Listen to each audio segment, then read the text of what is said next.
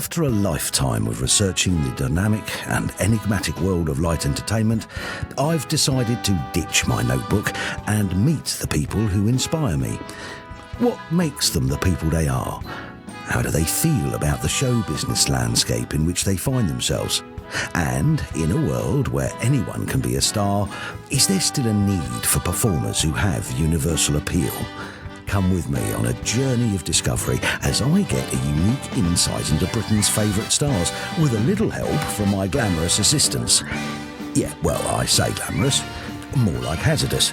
And of course, we'll have a bit of fun along the way. Legendary writer and comedian Barry Cryer has been making Britain laugh for over 60 years, beginning his career as a comic at the infamous Windmill Theatre before penning scripts for Danny LaRue and Ronnie Corbett at the celebrated nightclub Winston's.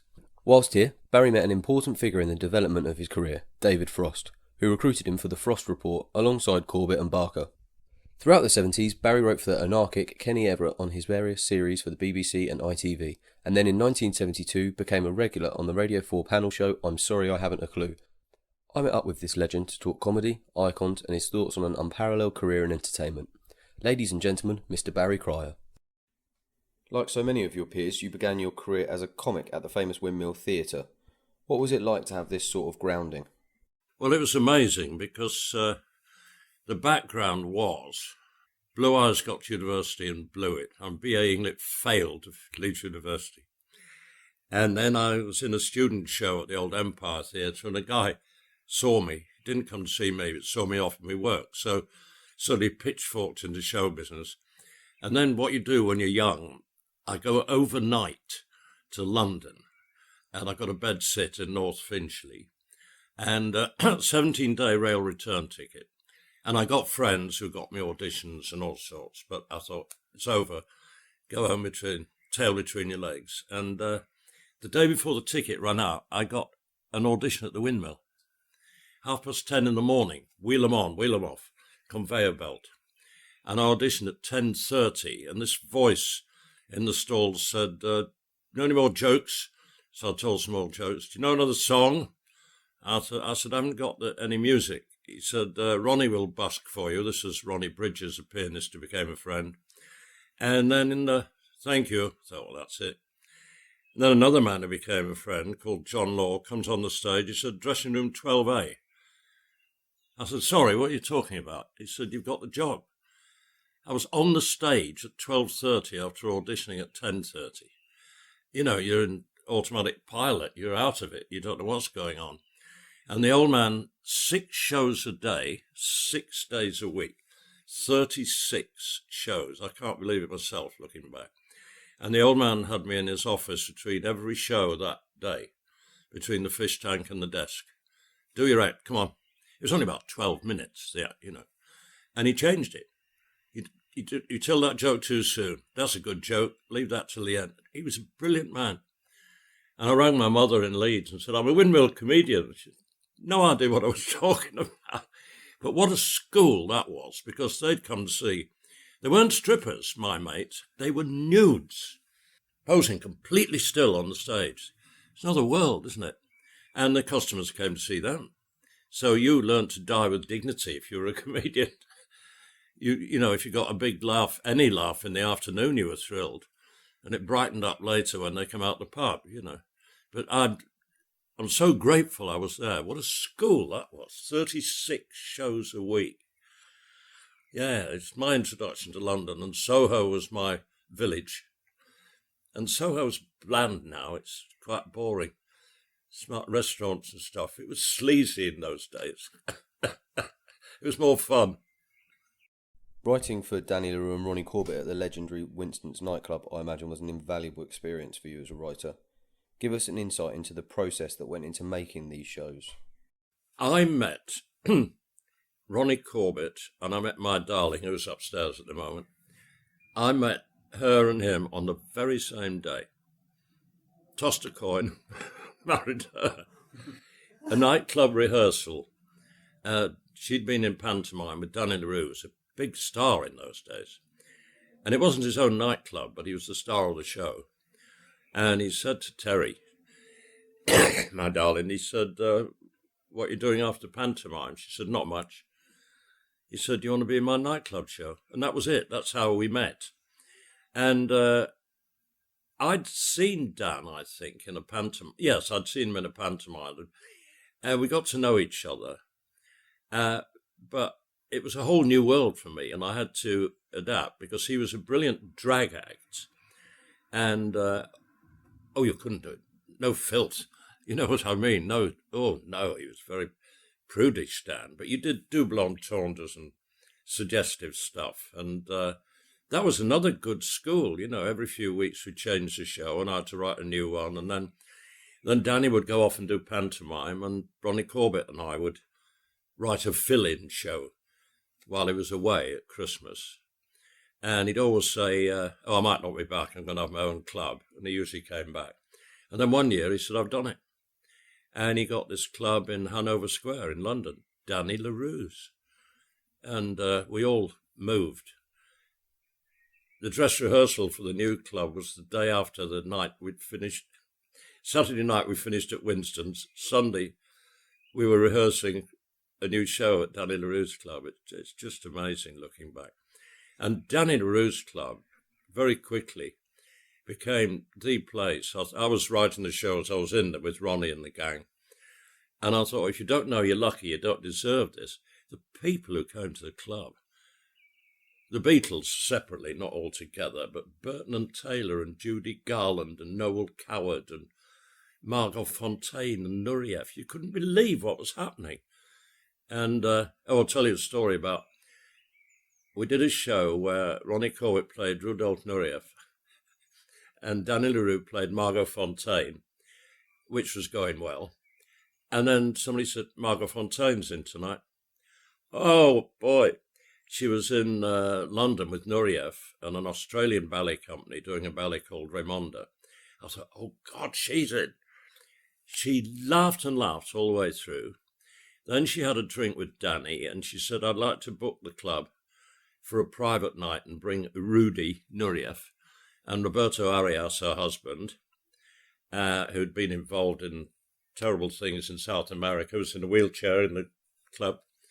And Dan said, we don't do private nights, love. And then he thought, Tuesdays, aren't they? So it was all booked. Nureyev and Fontaine, this ballet company, Ronnie Corbett as Nureyev, and Danny as Margot Fontaine. And there was a young actor we got on the show called Doug Fisher. He'd been at Oxford, and he spoke fluent Russian. He had a degree. And I said, you introduce it that night. So Doug goes on. Nureyev's English wasn't very good then. Doug goes on and starts speaking, pure filth apparently, in Russian. Nureyev rolling about laughing. And then the audience are laughing at Nureyev laughing. And it was just quite weird. And then Ronnie Corbett came on as Nureyev and started singing. The audience were looking at Nureyev as well as looking at Ronnie Corbett. And if Ronnie sang anything or said anything, the man next to Nureyev would go, translating. Nureyev would then laugh. So I was getting about 3 laughs for every joke. It was an amazing night. But that lovely woman, she thought it was funny. And Nureyev enjoyed it. So, I needn't have worried. But at the time, I thought, oh, boy, this is... And Lionel Bart, who were talking about him yesterday, I was with some people, who wrote the great musicals, Oliver and all that. And he wrote a musical called Blitz about London. And there was a song, Who's This Geezer Hitler, in the musical. We are now doing Antony and Cleopatra at the club. And I used to rip off people. I'd steal their tunes and write a new lyric. So I wrote a song, Who's This Geezer Caesar? And then one night they said, Lionel Bart said, I'd ripped off his tune. And he came up to me afterwards. He said, Who's this geezer Caesar? Better than mine. So people were lovely about it. They all went to Danny LaRue's after they'd done their show and whatever. It was the people I met that era. It was amazing. Didn't Lionel Bart write Twang? Oh, yes. Twang was his flop. And Ronnie Corbett was in it. And I went to a performance for us in our business on the Sunday night. And we didn't know what to expect. And it certainly wasn't good. People didn't know the lines and Ronnie Corbett and everything. And it was a flop, and it didn't run and closed. But it was good luck for Ronnie Corbett, because David Frost had asked him to be in a TV series, and he said, I can't, I'm in this musical. So when the musical folded, Ronnie Corbett was available and went into a show called The Frost Report. And David Frost had a drink with me and Ronnie one night in the club, and I became a Frost writer. Been dogged by good luck all my life. Suddenly, if you were writing for David Frost, everybody wanted to know, So that was when you met David Frost. You've called him the practising catalyst. Practising catalyst, yes. What were your first impressions of him? Very affable, marvellous with people. He lit a room up when he came in. He generally liked people, and he could relax his guests when he interviewed them. And John Major said being interviewed by David Frost was like sitting in a warm bath, but wait for the cold shower. Suddenly, in that very friendly voice, he'd ask a deadly question, but before they realised it, they'd answered it. I mean, what TV host helped to bring down an American president? Richard Nixon he interviewed, and he was giving up by the end of the weekend. He was determined to nail Nixon. And he got him on the Sunday night. He said, do you think you ought to apologise to the American people? And Nixon did. And that was it. And Frosty, who'd mortgaged his house and God knows what to make this programme, it sold all over the world. Amazing, bringing down a president. We had a joke about Frosty, by the way. He had an open-top convertible car. And we said if it started raining, David pressed a button on the dashboard and it stopped raining. As you said, your association with David Frost eventually led to you being recruited to be part of the writing team for the Frost Report, with writers contributing material from a whole range of different backgrounds, including people like Dennis Norden and yourself from the variety background, together with Palin and Jones from University Review. How did you introduce cohesion into the show? Well, that was Frost again. The Practising Catalyst got us all together, this Monty Python before there were Monty Python, and the Goodies, and Great American, though I subsequently worked with Dick Vosborough, Keith Waterhouse, marvellous. It was a complete mix of all of us. And Frosty got us all together. And we rehearsed in a church hall, and at lunchtime we played football with a tennis ball. And he was in goal, David Frost. He was brilliant with people. We were a gang. We were all, we were all having a laugh, and you were given a theme for each show, and you went away and wrote some jokes or sketches. And Tony J, who's just left as Lord, Tony J and Johnny Lynn, who wrote Yes Minister and Yes Prime Minister. Tony J was one of the script editors, and he would read out a little essay about what the theme for this next show was. The Continuing and Developing Monologue, CDM. So it soon became Cadbury's Dairy Milk, CDM. And we just laughed and went away. No, we decided what we're going to do. And we wrote sketches about whatever subject they wanted. Marty Feldman was one of the editors, and he suggested holidays for one show and then disappeared on holiday. But what was your favourite sketch? Oh, God, I can't remember. I think it must have been, there was an election at the time. Harold Macmillan, I think we did a whole show. Willie Ruston played... that was the week that was programme, did Harold Macmillan, not the Frost Report. But we did one Frost Report, which comedy shows weren't doing in those days, which was all politics. Prime Minister of the day and whatever. It was a really sea change in comedy in those days, what was happening. That was the week that was, which I mentioned. It was a real breakthrough. No more deference for politicians. As I said, Willie Ruston was playing Harold Macmillan and the great Peter Cook and all that. It was just superb.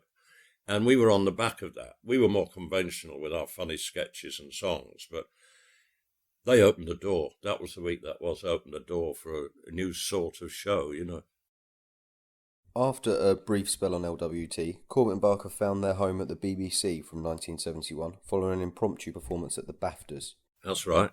Tell us a little bit about that night. Well, I wasn't there, but I've seen the television. They'd been working... Well, we all went to ITV with David Frost, the Two Ronnies before they were known as the Two Ronnies, and John Cleese. We all went to ITV with David. And apparently we weren't aware in the background the contract's coming to an end. The timing couldn't have been better. And the Two Ronnies were asked to do a turn that night at that event. And Bill Cotton and Paul Fox, BBC eminences, were there and saw the Two Ronnies, Corbett and Barker, up there. And they said, they could do their own series. And that's how it happened. They were signed up immediately by the BBC on the strength of that night. Amazing thing to happen, that. And of course, we all know Two Ronnies ran for years. I believe it was your idea to have the bookends to each Two Ronnies show as the News at 10 desk. Where did that originate? Am I given credit for that? I don't remember. I don't know who it was thought of it. But I remember we had a chat with the Two Ronnies and they said, we can't just walk on or come down a staircase. One of us, it may have been me, my memory, said, no, newsreaders sit at desks. Why don't you sit at a desk and do jokes? And then said, yeah, that's the opening of the show. What's the closing? And one of us, maybe me, said the same. Like you said, bookends. The show opened and closed with the Two Ronnies sitting at a desk as if they were like newsreaders. Beyond the Two Ronnies, you also worked with another comedy legend, Kenny Everett. How different was he to work with compared to someone like Corbett and Barker? Well, Kenny was the only non-comedian I ever wrote for. He wasn't a comedian, he was Kenny Everett. And you can't say somebody's a sort of Kenny Everett. There was only one. He was just wonderful. And I wrote the shows initially with Mike McIntyre's father, Ray Cameron, who was a good comic himself and a good writer. And we were put, because we'd met doing a show called Joker's Wild, Ray and I. And we finished up at Thames Television writing Kenny Everett shows. And he was just a one-off. You'd give him an idea and he'd run with it. And I was watching an interview once with a young actress, and she was in a film that had a nude axe murder scene. And this young actress said, quite seriously, it was all done in the best possible taste, which I'm sorry made me laugh. And I told Everett, who laughed a lot, and we decided to have a character who would say, all done in the best possible taste. And it went from there. Everett with a beard in full drag. And he remembered seeing a comic when he was a child called Old Mother Riley, who used to cross her legs violently when she spoke. Isn't it interesting, these little elements? So Everett took over this character, and it's all done in the best possible taste, and crossed his legs. And it became amazing. And she was known, she just had the name Cupid. And then he went on the Michael Parkinson show much later, and he was going to come on as Cupid at the beginning of the show. And Michael Parkinson said to me, I've got to introduce her properly. Has she got a full name? I said, Cupid Stunt. And he said, thank you very much. I'll have to rehearse that. Everett with the beard and everything in drag. I mean, it was hilarious. He and Billy Connolly as two older women having tea, two bearded men in drag, two nice old ladies having tea. We had a great time on that show. So you were there when he did the Parkinson show? Oh, yes. Yeah, that's why. He was said to me before the show, I've got to introduce it. I said, Cupid Stunt. He went, oh. And we did. Billy Connolly and he became great friends, you know, to the chemistry between those two. And somebody told me there was an underground gents in Leicester Square in those days, and it had an attendant. And there was a man who'd worked there for about 40 years, and he was retiring. So I think a radio interviewer went in to ask him. He said, you must have seen a lot of changes. He said, oh, God, he said, men coming in together and going into a cubicle, needles and white powder on the floor, and oh, dear, it's so different. Anybody comes in here for a straight shit is like a breath of fresh air, he said. And I never forgot that. And I told Everett and Billy Connolly, and we laughed a lot, and I said, let's do it. So even Everett said, we'd never get away with shit on television. So I said, take the H out. Anybody comes in here for a straight sit. And we did the sketch on television with Billy Connolly interviewing Everett, or vice versa, I can't remember. But what we didn't tell Billy was strange things were happening behind him. A man came on a unicycle, and one man went into a cubicle and came out in drag, and a juggler came on. And Billy suddenly spotted it on the screen, the monitor in front of him, what was happening behind him, and started laughing. And when Connolly started laughing, I mean, the sketch, we had to cut it down. It was 5 minutes, the sketch. It ran about 13 with Bill laughing and chaos. It was a great time.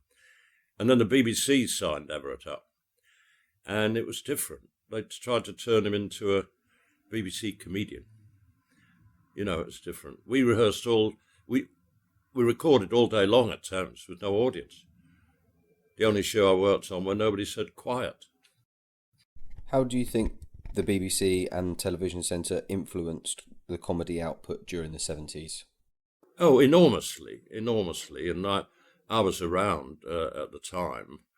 Working as a freelance, I wasn't, people seem to think I was a BBC man. I was just an old freelance wandering about. It was terrific at the time. But now, oh, here he goes. I'm turning into Victor Meldrew.